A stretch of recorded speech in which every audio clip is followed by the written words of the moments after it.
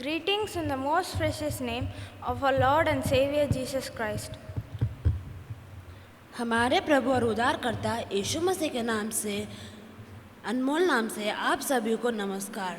I thank the Lord Almighty for giving me this opportunity. मुझे ये शुभ अवसर देने के लिए सर्वशक्तिमान प्रभु का धन्यवाद करती हूँ। Now let us look at the third verse spoken by Jesus from the cross. आइए हम क्रूस से यीशु द्वारा बोले गए तीसरे पद को देखें। Let us read John chapter 19 verses 26 and 27.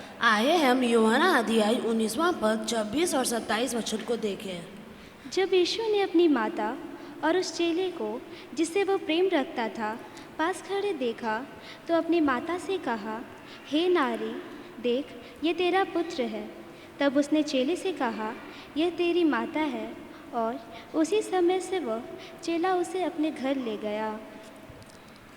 When Jesus therefore saw his mother and the disciple whom he loved standing by, he said to his mother, Woman, behold your son. And then he said to the disciple, Behold your mother. And from that hour the disciple took her to his own home. We can term it as a word of responsibility and affection spoken by Jesus.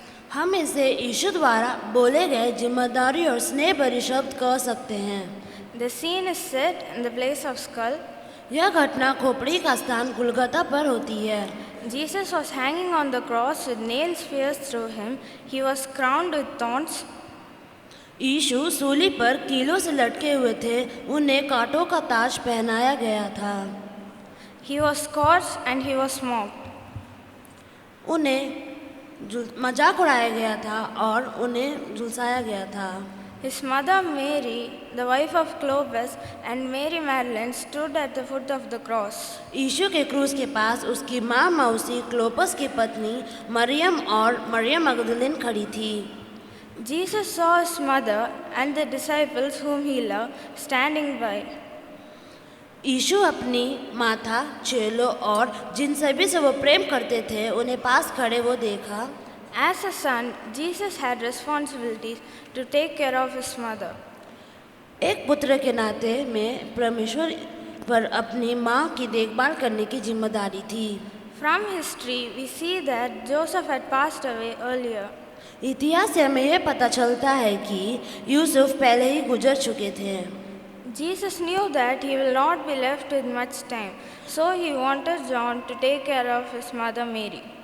यीशु मसीह जानते थे कि उनके पास ज़्यादा समय नहीं बचा है, इसीलिए वो चाहते थे कि यूहन्ना उनकी माँ को देखभाल करे। Even at the peak of his pain and humiliation, it was important for Jesus to carry out his responsibility as the eldest son. अपने दर्द और अपमान के चरण पर भी सबसे बड़े बेटे होने के नाते सारे जिम्मेदारी लेने के लिए आवश्यक था। He asked John to take care of his mother and directed his mother Mary to accept John as his son. उन्हें यूहन्ना को अपनी माँ को देखभाल करने को कहा और बेटे के रूप में स्वीकार करने का निर्देश दिया। Jesus has shown a wonderful example for us to follow. यीशु मसीह हमें स्मरण करने के लिए एक अद्भुत उदाहरण दिखाया है। Let us now examine ourselves. आइए हम खुद की जांच करें। Am I responsible? क्या मैं जिम्मेदार हूँ? Not only to the spiritual responsibilities I am entrusted with, but also the physical ones. क्या मैं न केवल जिम्मेदार हूँ जो हमें सौंपी गई, बल्कि शारीरिक भी है। Jesus came to this world to bring salvation to all mankind. यीशु इस दुनिया से सभी मानव जाति की मुक्ति दिलाने के लिए आए थे। But being concerned of the rest of the earthly life of Mary was also important to him. लेकिन मरियम के संसारिक जीवन के बारे में चिंतित होने के चलते Jesus showed his love, care and responsibility even in small things. यीशु छोटी छोटी बातों में भी अपना प्यार, देखभाल और जिम्मेदारी दिखाते हैं। Sometimes when we are given bigger responsibilities, we tend to give less attention or ignore the smaller tasks entrusted to us. कभी कभी जब हमें बड़ी जिम्मेदारियां दी जाती है तो हम ध्यान देते हैं या हमें सौंपी गई छोटे कार्यों को नज़रअंदाज कर देते हैं।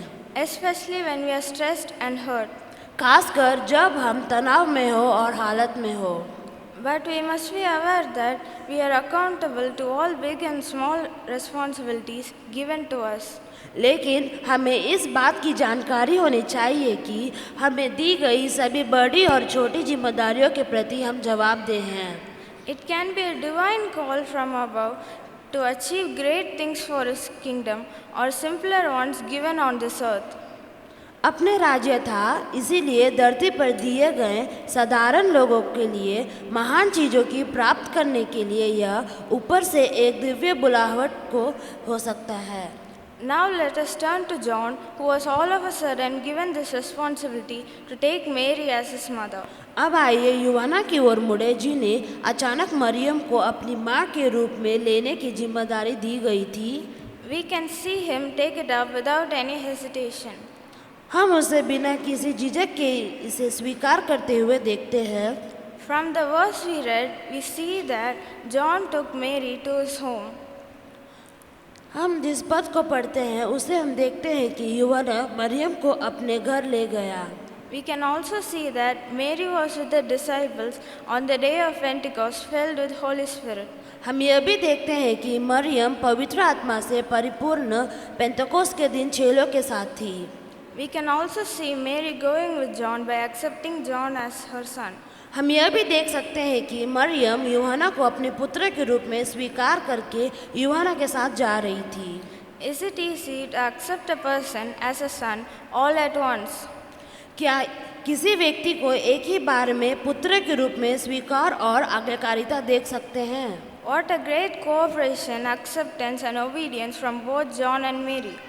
कितना महान सहयोग, आज्ञाकारिता और स्वीकार करने की बात देखते हैं मिलती है यूहन्ना और मरियम के जीवन से। Now let us examine us. आइए हम वापस खुद को जांचते हैं। Are we ready to take responsibilities wholeheartedly when we know that it has to be done by us? क्या हम पूरे दिल से जिम्मेदारी लेने के लिए तैयार हैं जब हम जानते हैं कि यही करना है? Or do we give excuses or murmur over it? या बस बहाना बनाते हैं और कुकड़ाते हैं? The word of God tells in 1 Corinthians 10:31 that whatever we do, we have to do it for the glory of God. परमेश्वर का वचन यह कहता है कि पहला कुरिन्थियों 10:31 में चाहे कुछ भी करें, बस सब कुछ परमेश्वर की महिमा के लिए करें। May the Lord Almighty give us the grace and wisdom to run our race victoriously, being accountable to every responsibility given to us. ईश्वर द्वारा हमें दी गई हर एक जिम्मेदारी के प्रति जवाबदेह होकर और अपने दौड़ में विजय पाकर चलने के लिए हमें अनुग्रह और ज्ञान प्रदान करें।